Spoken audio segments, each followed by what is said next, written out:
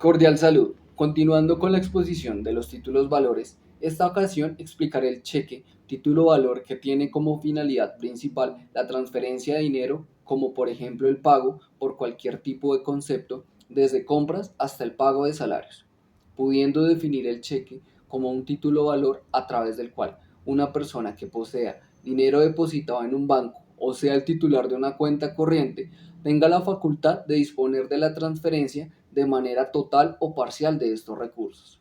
Además, se resalta que al llevar la definición de título valor se manifiesta como una garantía o la posibilidad de ejecutar la acción cambiaria del beneficiario del cheque, es decir, del mecanismo jurídico para hacer efectivo el cobro en caso de la negativa de pagar el título valor. En este tipo de título podremos observar tres partes intervinientes. Primero, el cuentaviente, que en otras palabras podemos nombrarlo el librador, el girador o el cliente que expide el cheque. Segundo, el banco. Es la entidad bancaria donde el cuentaviente tiene depositado el dinero en una cuenta corriente, siendo la entidad la parte librada u ordenada de pagar el cheque. Beneficiario. Ya sea la orden o al portador, es quien recibe el pago correspondiente del cheque al ser presentado al banco, siendo en el primer caso una persona expresa o específica quien recibirá el pago del cheque, y en el caso del portador será quien presente el título ante la entidad quien podrá realizar su respectivo cobro. Requisitos del cheque. Para que sea válido o preste mérito ejecutivo, debe en primera instancia cumplir los requisitos generales de todos los títulos valores, expuesto en el artículo 621 del Código de Comercio.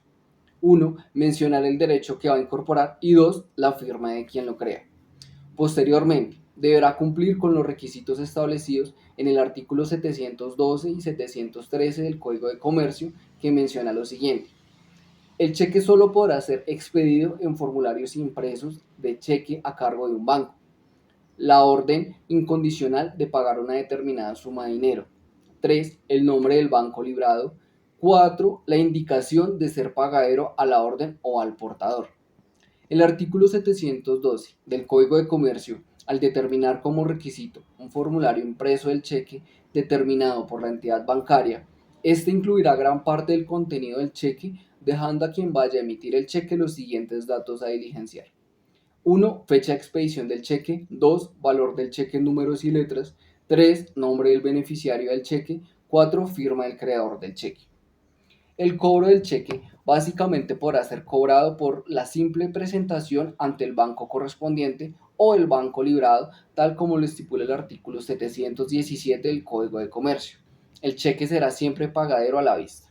Es importante aclarar que la entidad bancaria está únicamente obligada a pagar el cheque si el titular de la cuenta respectiva tiene los fondos suficientes para cubrir la suma indicada en el título.